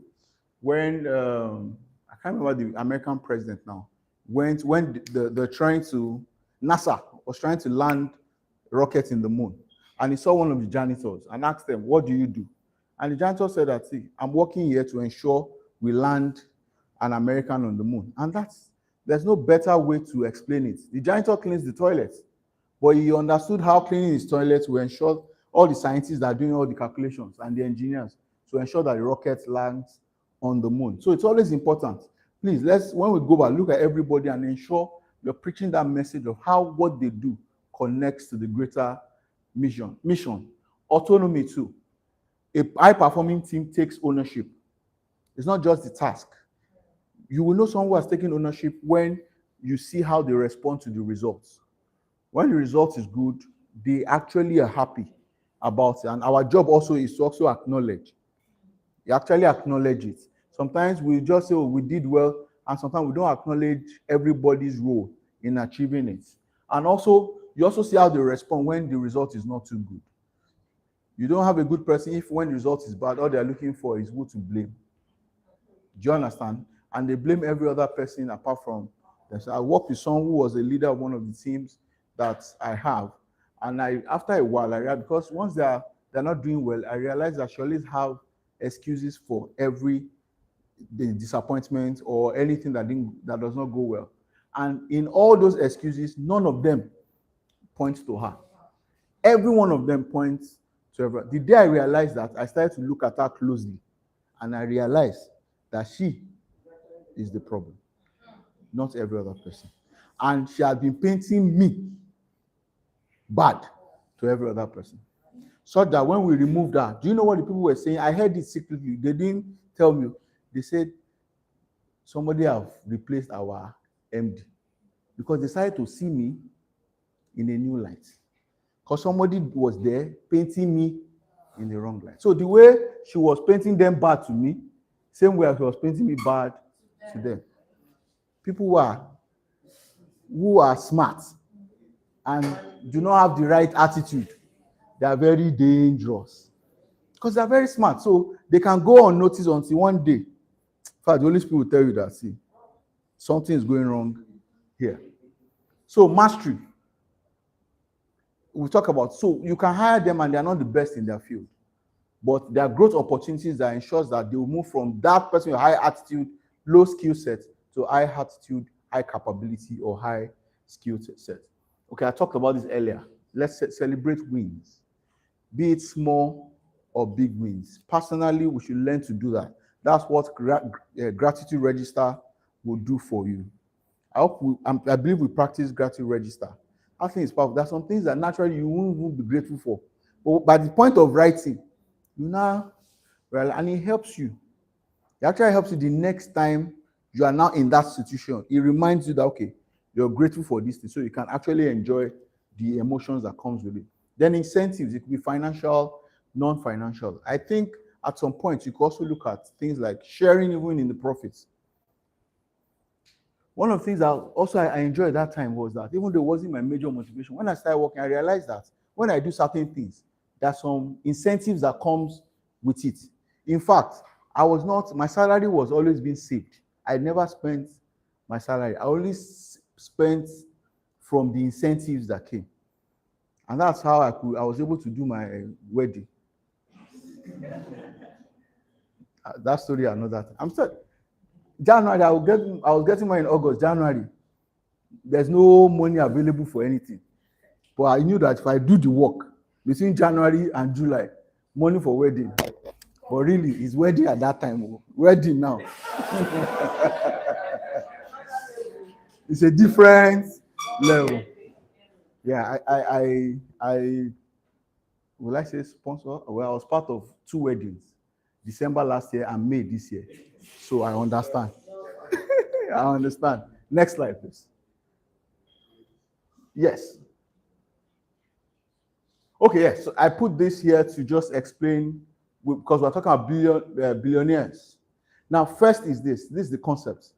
You align your personal ambition with the company's growth. You're aligning, we talked about that already, equity and performance-based compensation, like what I just talked about now. It's not just giving everybody. Yeah, they could have one for giving everybody. But there should also be specific rewards that comes to achieving certain things, targets, and all of that, because that helps high-performance people. Everybody, like I said, we are selfish to a particular degree. If they say, if you do this, you achieve this, who doesn't want it? And it helps them. Because they're the right kind of people. They're not going to play dirty. They'll still do the right thing and ensure they get that. And then leadership development pipelines. We talk about this a lot. And I've seen that happen with Dr. Olamto's organization. There's always, if you ask most of the people in leadership now, they can tell you their paths from when they joined. They probably joined at a mid-level or a low-level employee. And then with time, they rose. They became better. And when the opportunity arose, they could look at them and say, this person is now good enough to actually take it. I know when every other person sees that, they know that there's a path to the top. And it also motivates them to continue to do their work. Please, next. Yeah, it's important that we're looking at systems over superstars. Like I said, we don't employ rock stars. System. If there's a problem, what system can solve the problem? Not just one person that will solve the problem. Initially, it might require one person coming to solve the problem, but then you have to create a system. Why? It's for sustainability, for it to last longer, so that the problem, when that person moves out of the position, would not resurface. So always think systems, always think processes, always think procedures to solve problems over superstars. From time to time, you would get superstars. But while they are there, use the opportunities to start to create system. When we were with Dr. Lamte, he said, once you are MD, the day you become the medical director, you start to train who will replace you. That's a system. Because he knows that the way the training is that you learn enough to go start your own. But as you are learning to go start your own, you're already training the person to replace you. And most times, when you're leaving, he will ask you, what do you think should actually take over the role? Do you understand? Like I said, he's there. I'm explaining some of the templates we saw and we have seen, and we are still trying to. So there's a system to replay of succession. Do you understand? There's already a system of succession. Probably he's had problems in the past where someone left and then the whole thing looked like he wanted to scatter. And then he created a system around. So whenever there's an issue, and I have mentioned a few problems we had in our businesses, we're not going to have them again, because what we did is to create a system so that will never happen again. So yes, use data, use KPI. Like I said, what you expect, inspect it. If you're not getting it, have conversations. Rebuke in private as much as possible. Celebrate in the open. Rebuke in private. Sometimes those things can demotivate the employee. Then culture must scale with the team. I've told the story a long time when we had to move to a larger hospital and we employed a lot more people. And then we had the problem of culture. Your culture should remain. As you scale, the culture must remain. Your customers should not say that we no longer recognize you. Is this how you guys are now? Once they say that, you know that there's a problem. The culture has been lost by virtue of employing new people, or because we are bigger now, we've forgotten about what we need to do. Sometimes customers have said before, this particular place, we like going to place, but now they are too big now. They don't recognize us anymore. Please, it's one of the things I think about every time, and I ensure I try to prevent from happening, because we will get bigger. That's the goal. We will grow. You understand? There was a time I was a doctor 24 hours. Just now, I'm not the doctor 24 hours. In fact, we don't have doctors that do 24 hours. They take shifts. You understand? There are days I show up. Some people, sometimes when they want to see me, they know the day. Sometimes I think they talk to my staff and call, is he around? But I don't go to see patients. Do you understand? But at the same time, there are people that you know that when you started, that they are around, you don't now say, no, I will not see. Sometimes if I'm so busy, I could say, okay, take him to doctor so and so. But while he's there, let me know. So I go in, say hello, sit down, listen to what, and then, so everything's in order. Then I move. You understand? Yes. They like the fact that, in fact, I devised the means of going there every week, because I realized that, in fact, they are okay with me not seeing them, but they want to know that I'm around. So my eyes are on things, and these guys are not just doing anyhow. So you ensure that the culture, what helped you win, don't throw it away. You understand? What helped you scale, you don't throw it away. You find a way to ensure that it remains the same. And then the mission should be at the center of motivation. What we are trying to achieve should remain at the center of motivation. Your goal for the year could be to double their salaries or to double their earnings. And you can tie that to doing proper business, right? And that can remain at the center of all your conversations. All your conversations will not be that, I want to pay you more. No. It's like, for us to be able to do that, we need to succeed at this thing. Next. Yeah, what are common pitfalls? We say you hire slowly and you fire quickly. Don't do the opposite. Don't hire quickly and don't fire slowly. You actually hire slowly and fire quickly. When micromanagement does not show that you trust them. The best thing to do, and what I try is, these are the objectives, this is what I want to achieve. This is how you should achieve it. And then I have days of the week or different reports that I expect from them. If I don't get the report, or the report does not look like what I want, then I can move in to see what they do day to day. But once I set all of those things right, I move back again. Do you get what I'm trying to say?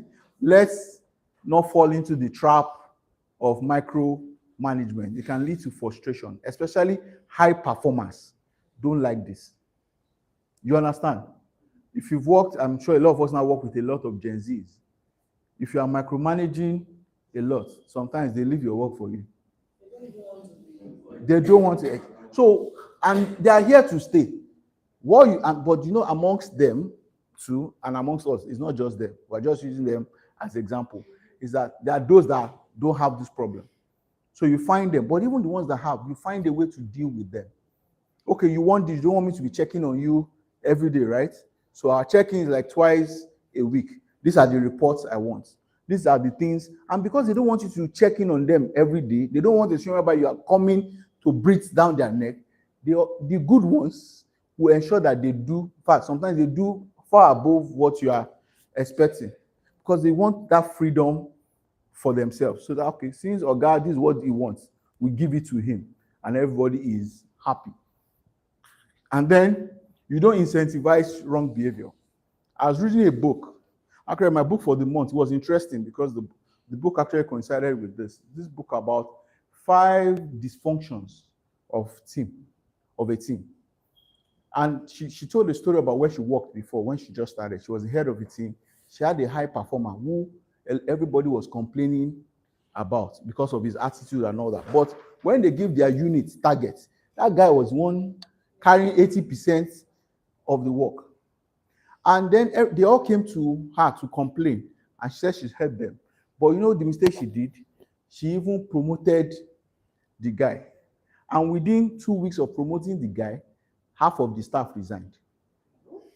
So she went to the CEO to explain the dilemma. No, she didn't see what the wrong thing she did.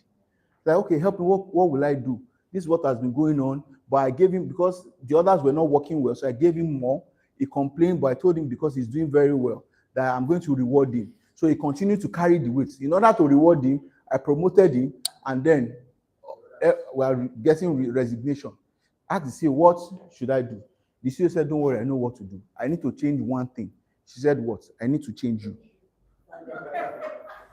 She lost that job because she was the reason. The guy was the problem, but she the greater problem because she was incentivizing wrong behavior. So we also have to be careful, especially like me. If you have people who are smart, it's just that one of the things that saved me is that even if you tell me something, I like to investigate. If you tell me something about another person, until I've heard from that person, I won't take any decision. And that's what helped me. That's why I didn't lose any of my staff, because I would listen to them and get. So it's also important to do. And if you don't have any clear feedback mechanism, there's no way to hear back from your staff. I don't joke with my monthly staff meetings. I have weekly meetings with the management staff, but have monthly meetings with all the staff. I'm usually there. If I can't make it, I would reschedule the date to a day I'm usually there, because it gives me, in fact, at the meeting, all the heads of the department will give me reports. But not just that. The members of the units, if they have anything to say, they will say it. And sometimes they say things that are not related to what the report is, might be a feedback from the conversation they had with each or one another, or with a customer. Usually at the end of those meetings, it gives me an idea of how the month that we just concluded, how we did. Apart from seeing the financial listing, how we actually did. So it's important. That's a feedback mechanism. We have everywhere QR codes, phone numbers, and all of that for WhatsApp, for staff, for customers to send feedback. We got one feedback, I think it was 2 or 3 days ago. And then the person is someone who liked foreign drugs and said that some of the drugs, I've been admitted twice in the hospital. My drugs are not from India, China, or England. Why? Yeah. It gave us an opportunity. And then the first thing is that, thank you for the feedback. We'd like to find out what you came for and you were treated for. Did you get better? Yes. He said she came, but said that's why she came the second time. Then it was easy for us to explain that we look at drugs that are effective. You understand? And they are efficient, not where they are coming from. You get what I'm trying to say? Some people are like that. Some people are like that. But that feedback is a conversation we had on Monday. Because somebody has said that. He has brought to our mind, said that, okay, let's even go and look at you understand? We may change, we might not change. But it gives us something to talk about. And we have a conversation around it. Do you understand? So you must have clear feedback mechanisms. Yes. So we talk about this a lot, build with the end in mind.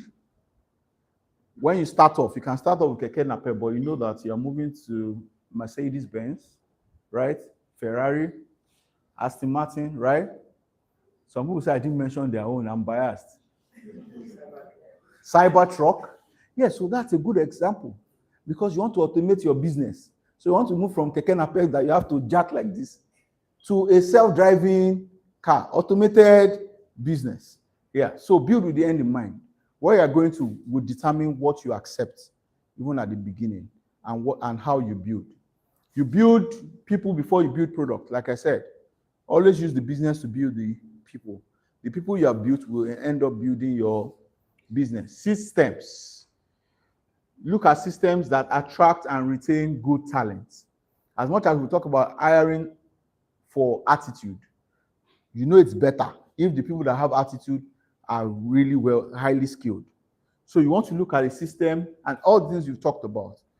Highly effective people want to know what they are meant to do. They want to know what the key performance indicators are. They want to be properly recognized. They want to be properly motivated, either remuneration and incentivized and all that. They never stop investing in team development.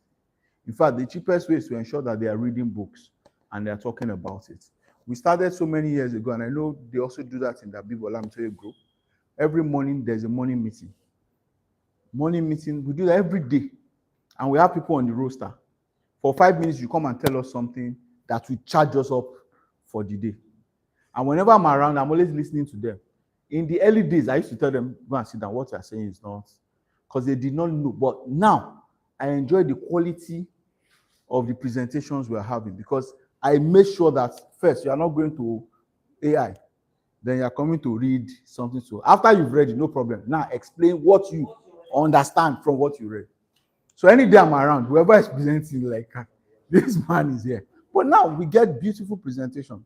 Even now, they've gotten the shortcut. The book of the month will determine what they will be talking about. It's what they are reading, you understand? And they start to teach. And they are not the same people. They are no longer the same people. But I'll also tell you, it took a long time before I got there. Because I knew it before I started the organization. But they'll say they want it, and I realized that it's because I'm not serious. The day the head is serious. I know before I say, okay, I'll give you real, me, I'm usually real. I'll say, okay, we'll start reading the book next month, then I'll see the emotions. Then so, do you know how we started? I just said, so this is the book of the month. And I shared the book. I want your report on the 21st of the month. And that's all. And they started reading. So I realized that. So these people could have been reading a long time because I was not serious about it. So you should actually never stop investing in team development. Next, please. In conclusion, your wealth will only grow as fast as your team. So let's start building that team today. Thank you very much. Thank you. Thank you. Thank you very much. Thank you. Thank you. Please, you can have your seat. I don't have any questions. Okay. Yes. Good afternoon. Good afternoon. I think our presenter got to say just another round of applause. It was a fantastic, highly, topic that could be abstract somehow, but he was able to simplify it. He was able to simplify it with great examples. It is something that it is a, let's say, world-class presentation. Another round of applause, please. And it's something we should still go back and read, go through. I don't know if you are going to give us these slides on the. Yes, and it was streamed, so it's going to be available on YouTube to watch again. I was watching before I got here. Okay, so you know. Yes, the slides will be out tomorrow. Thank you. So we should go through it. When he was talking about the Talkman's model, you know what I remember? Sorry, it's on a lighter mood. our political parties, the new ones, the one where you say you are gathering top people that have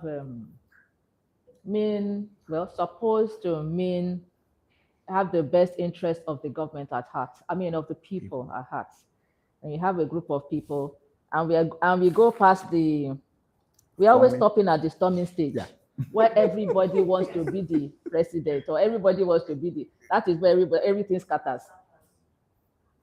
Where usually we start the forming stage and everybody starts talking. Then when it is now time to choose who will lead, everybody starts saying, everybody starts getting interested in being the leader, and we don't think about the common good. That's what, when we were just talking about it, I said, that is usually what happens. But in all, even if one doesn't have what you have explained is something that usually for very big organizations, that very big organizations also should use as a template. But even for small organizations, if we have that in view, it would really help and cut the learning time. It will make it shorter, and we will have great success. Thank you very much. Okay, we have.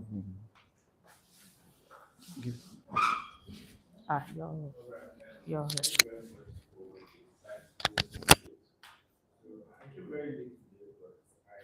I've learned something that you need to expect what you expect. That's very key word for me. That is very question. My question is like a physical thing. Okay, so you hire somebody and then you give the person a task to do. Okay, you give the person a time frame that okay, you need to meet up with this particular time and you submit this thing. So the person did not do that task you give the person. So I want to ask now, do you fire the person immediately, or how do you scold the person? Is it that you scold the person and then you probably give the person another chance, or you just fire the person immediately? Okay, thank you. I think that's a very good question, because sometimes you have employees and you tell them do this, do that, and they don't do it. What I try to do is to analyze the situation. Why has this person failed? So is it a skill problem? Is it a motivation problem? Or the person actually is the problem? And that's determining which of these three things would determine what I'm going to do. If it's sometimes is it a skill thing? Now, I know I employed you and you don't have that skill. So probably I'm giving you a task that's beyond you. Then we know we need to train. Do you understand? We need to train. So I want to have a conversation. How come this failed? Then having listened to the person, this is how I can support to ensure that that does not happen again. If it's a motivation problem, which is still tied to maybe understanding what the job is, then we deal with that. But if it's a person problem, then that person, depending now, being realistic, depending on what that failure cost us sometimes, or look at the implication of it, I probably give some form of, I won't say punishment. Do you understand? I probably give another opportunity, maybe with more stringent conditions. Do you understand? And then watch. And if the person still fails, then I look at the fact that I need to replace. Do you understand? You are not employed to come and fail. Though you can, you understand? If the person fails because skill problem, we train. Because we do that. Like even amongst my nurses, we have what we call this skill gap trainings. We assessed all the nurses, looked at what they could do, their skill set, and then we started a training program for them. And their own contribution is that sometimes, if we're having a procedure that they don't know how to do, sometimes even though they're off duty, sometimes they have to be at work. Sometimes they stay into the next shift because that's their own contribution to the training. Do you get what I'm trying? So if it's someone who has shown that commitment in time past, then I know that it's not the person is not the problem, it's the training and then work. But if it's someone who I'm trying to train and then you don't even bother, you go away, you understand? And the next time you fail, I probably will ask you to leave. There's no commitment. Do you understand? So you need to judge, because sometimes Someone that didn't do well right now, but has the right attitude with time and proper training, might be your top person. I have that experiences. I have them all over my organizations. I have people that when they came in, like, but we had time. We didn't have so many patients, but they had the right attitude. You understand? Probably, and then we trained them. But now they're like my right hand men. If I'm not around and I need something done, they're the ones I will call. But there was a time, if they're going to do it, I'll follow them. Do you understand what I'm trying to say? So I think you have to assess that. If it's a person problem, because some people, it's not because they cannot do it. You understand? But they have either they procrastinate a lot, you understand? They waste time or they are distracted doing other things. Then those people, I'll give you another a simple example. I think I was working, it was at Tolu Medical Center. I had this nurse, I had issues with her. Whenever she's on duty, sometimes they complain about her, the level of care she gives to patient. You know, it's not my own, I can't really, but you know, when I didn't do anything, do you know when I now really punished her? Was when our son or daughter was on admission. The way she finished that son and daughter with care, I now realized that. So you have it in you. I went back to the past sin, God forgive me, and now brought the punishment to the present. Because it made me realize that it was a you problem, not a skill problem. Do you understand what I'm saying? I'm not saying what I did was right in bringing it back, but what I want to take from it is that it gave me a clear understanding of the kind of person she is. Do you understand? Yeah, and then Dr. Lamtoya has really helped and trained us that all these punishments we should do away with all this punishing as a standard new organization. Should be into all those things. Some of us know what I'm talking about. But you know what comes with that is that once they tell you first, second time, the next time probably they're asking you to actually. So when we say fire fast, is if it's a problem with attitude, if it's a problem with character, that can't change. Do you understand? That person is not going to change. That one is fast. But if it's because of skill, or a person is willing to learn, then let's help them learn. Do you understand? Okay, sir. Okay, so with what we have learned today, so let's assume that we only have maybe one employee or 2 to 3. How do you bring all these to play in such a way that you can still follow through all the principles and adapt them in your organization? All right. So the simple thing is, look at it. When it was just you did everything. If you have just 3 people, it means one person probably is doing 2 or 3 things. Do you understand? So their key result areas are in those 3 things. You understand? And then everything we talked about, you apply it to them, ensuring that the vision, the mission is clear to them. There was a doctor that worked with me one time and went to see someone I heard, and like I have an overestimated estimation of my organization many years ago. That I talk about my organization as if it's the best thing since life. Okay, I'm talking about where I'm going to. I'm just painting the picture now. I can't help you if you cannot see it. Do you understand what I'm saying? That and there's a minister of a pastor of a church now, very big in Lagos and all that. 2000 and year 2000, someone invited me to his church. Then we were using the top of Mr. Big somewhere. The way the man was preaching, and we're about maybe less than 30. But there was something in me about him that this guy. So years later, I haven't forgot. Years later, when I see him everywhere, he still preaches that same way, sweating and all that. The guy already started doing what he would be doing now. If permits me, sorry that I'm using church. But someone who is looking at preaching to 5,000 people will start preaching the way he will preach to 5,000 people when they are only 20. So let's apply everything, the same thing. And that's what would help us get where we're going to. All right. So I think that will be the last, because our time is really fast, and we still have this one. You have some.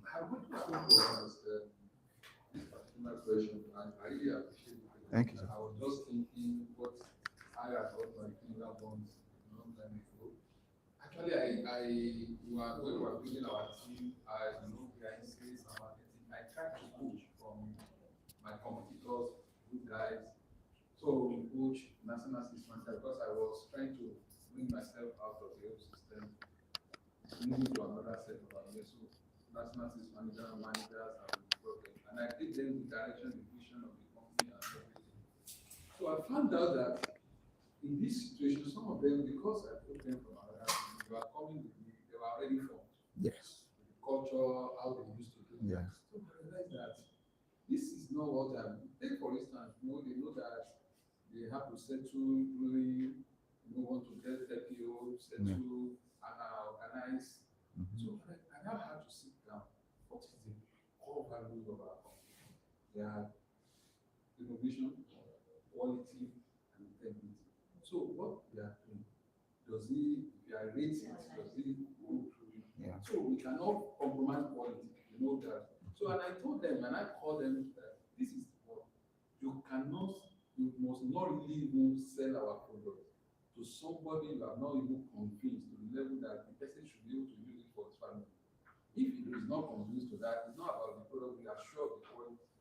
So I realized that as time goes on, we try, and eventually these people they were not going to, they are already from. So and I had to tell the national system manager to go. Eventually it was even using our company cars or To do it, well. even sell another to work for another company. So the team that he formed, he brought the team, the mistake, not knowing that he was even using those teams to sell His own product. Was renting space.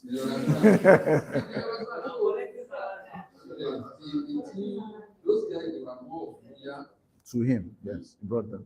So eventually I asked him to go, and the next on ground and I realized that one is also doing the same thing. Eventually I had to go and not choose somebody that started with us. It's a young girl that she was doing, and not to that this is the value for our culture and everything. So in that situation, because I know it's a very, very, very particular thing, they will even come to the meeting and say, "Oh God, this one does not work in Nigeria." Then I said, "Well, I've done it. Most of the no brand, reload, I did them, I loved them, I've done it. So why should it? That was then, this thing."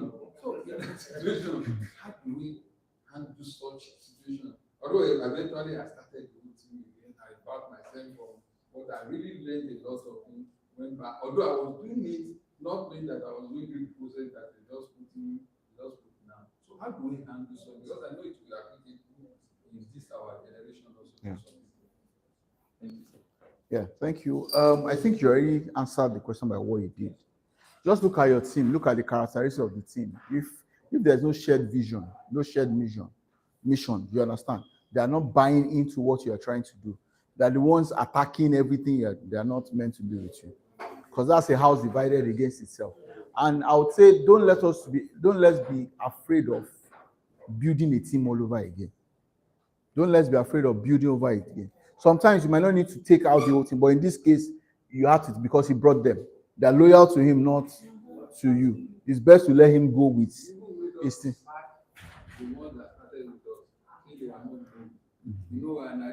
You didn't know at the time. Yes, you understand. So I think don't let's be afraid. And then you are the driver. You understand? The point where the car is not listening to you. You have to tell them who is boss. It's not you. You should study whatever is going on. Sometimes they might be seeing something you're not saying. But if you look at it and it does not align with your values, please, it's best to actually part with them. Okay. Sorry, boss. Yes, sir. There's something I've noticed we have to get used to early. So most of us here are young people. I've noticed something is very common in Africa. People do eye service a lot. When, especially those of us that do business with our husband and wives, some of them are so smart, they will not go and lie behind madam or behind some, you are just giving a example with madam, somebody somewhere, and they were there to give wrong things to you. So please let the merit. Once in a while, sit yourself. What these people do, if what I know about this person, what do I do with this person? I don't really understand. Not because she came through my dad, or she go through my uncle, or she go. Of course, we don't employ those kind of people in the first instance who you have when you want to sack them. But I have to go and take permission. Because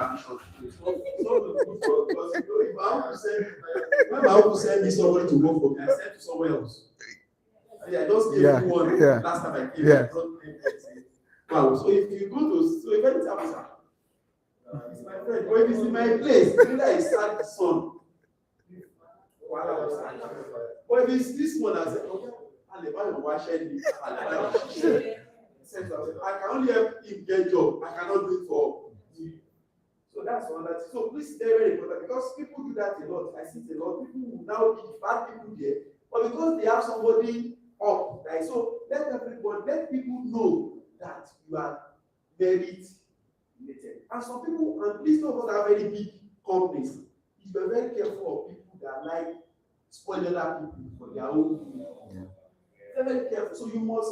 I don't know how we're going to do it, but we have to put that at the back of our mind because by the time you get to a certain level in business, you may not really know what's happening at the ground. Yeah. You must consciously find ways to what's the right, check what's happening so that there will not be people can create story for you of what is happening on the front because you are not there. So you have to look for a way to see what's or else we just end up later we don't have psychophants around us and we are all seeking our place where we are losing the market funds. So this is very important. God help us. Thank you. Okay, thank you very much. I'd like to invite Mrs. Folake for the health segment. While she's coming up, please, towards next meeting, we don't come early. We usually don't come early. We don't start at 12. Please, let's start coming early so that we can be done on time. Thank you. Thank you. Thank you. All right, good day, everyone. I will start with my own contribution to Dr. Yusuf's lecture today.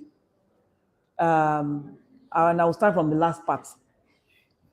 There is something that a lot of us don't like to do. Especially we Yorubas, we don't like confrontation. If A says, you don't want B to know that A told you.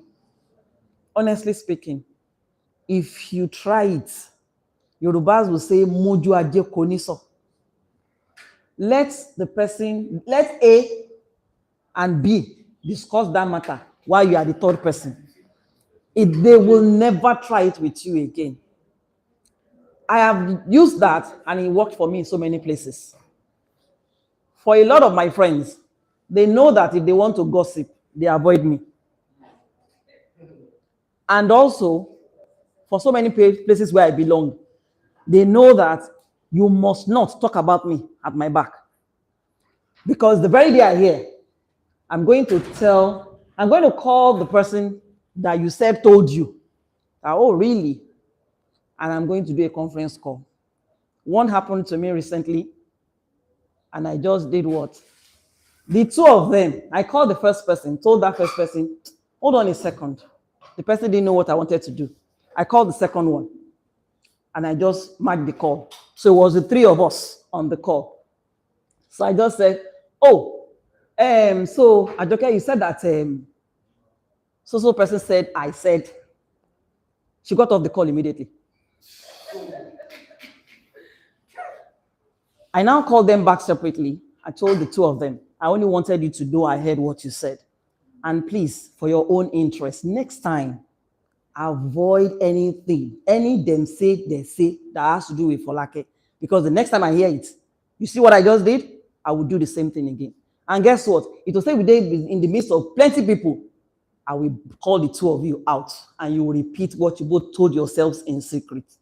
So that will discourage people from, doing some bad things. All right, to today's topic, I want to be a little practical. I don't want us to waste time because time has already gone. I don't want us to do a recalling of what we do every month. Today, I'm going to talk about being happy. And I would like to get like 3 examples. Ma, what do you do that makes you happy? Sometimes it's most of the time when I do things for other people. It's when you do things for other people. Thank you, Ma. What makes you happy? Well, it's almost the same thing. If it's the same thing, I don't want it. I want somebody that has something else that makes them happy. Traveling. Eh? Food. You are a foodie. Now, you see, why I'm asking this question is this. We go through too much stress. Everything is working us up. Yes, you can take care of your health. But then I keep saying that there are some tiny things that we need to do that can give you that good health. I might not be so good about what I want to say now. Medical people will understand me better. They say there is something called dopamine, and there's another one called cortisol. Cortisol is stress hormone. Dopamine is like happiness hormone. In your own interest, to have good health, make sure you do your best to activate your dopamine hormone and work less on cortisol hormone. Because the more of the cortisol hormone you have, the more stressed you are. And the more stressed you are, some things just come up in the body system automatically. One of the things that I read that shocked me was the fact that inflammatory issues comes up when your cortisol hormone is activated. And dopamine is just a natural anti-inflammatory hormone. You see how simple that is? So sit down with yourself. Look for that thing that makes you happy. Somebody like me, I love music to a fault. I'm an old school girl. Any music that is old school, that's where you will find me. And for whoever knows me, when something is eating me up or working me up, the moment you start seeing my status and you start seeing old school music, just know that something is wrong with this girl. Because that's what I try to do. I will just go on TikTok, start to download all of those music I heard maybe when I was in Form 2, Form 1, and all of that. And the moment I start with that, in the next like 30 minutes, I am off that mood. Eating when you are stressed is good, but just make sure you eat right. Traveling is beautiful. It is beautiful. A lot of us don't know that travel is not just because you want to show that you have money. Travel is education. But I think I will come to that another month. How traveling can actually help your health. If you are not happy, you cannot function. True of us. I'm trying to tell you, ma. Anyone you can afford, ma. I'll give you a little example. Have you visited IITA in Ibadan?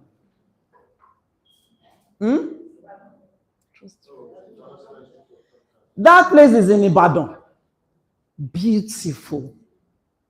Where you have so many natural things. As in, you can take walks in the evening and you are feeling good within you. Do you know it is good to take a walk where you have a nature? It also helps your health. IIT is just Ibadan. I'm not talking about somewhere very far. You can actually also go to Abeokuta, Olumorocks. I'm trying to tell you, little things. And just forget all of those. Ikogosi has one healing water. Do you know? I tried it too. Water that you put your feet in. They tell you to stand where the warm and the cold water meets. But they say that when you put your leg inside it, if the leg starts to itch you, that means you have some medical things wrong with your body system. The itching level is determined by how plenty you have that in you. I thought it was a joke, and I tried it. And really, in like less than a minute that I stepped my feet into it, my feet started itching me. Anyway, like I said, I'm not talking about traveling today. Travel is for another day. But I'm trying to talk about being happy. When you're happy, you can function maximally. You are able to think right. But when you are upset, when you are stressed, when you are not happy, you will do everything wrongly. In fact, decisions made when you are not happy can never be right. Most times we regret some of those decisions. In fact, majority of those decisions. So today, the assignment is sit down, think of those things that you know that the moment you start doing it, you feel good. Some people it is dancing. Some people it is meeting people. They feel good when they do something for somebody that makes the person happy. For that reason, I'm sure they want to do more of that. You understand? So look for that thing that can make you happy. Some people, somebody like me, I don't watch TV in the house. But if I shock you to tell you that I love going to cinema, me that will not watch TV inside the house. But ask me to let us go watch one film at the cinema. I'm the first person to raise my hand to follow you. You understand? Because that is one of those things that actually makes someone like me happy. I feel good when I do it. I feel fulfilled. So look for that thing that can make you happy. Start to do it regularly. And when you get to those moods that can activate your cortisol hormone, try your best to start doing those things so that you can get off the mood and it can help you do your business better, live a better life, and be able to mingle with people very well. Thank you very much. Thank you very much.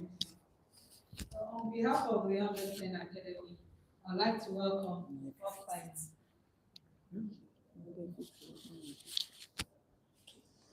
I'd like to welcome the first timer and to tell you about our academy. Please, can I see your hands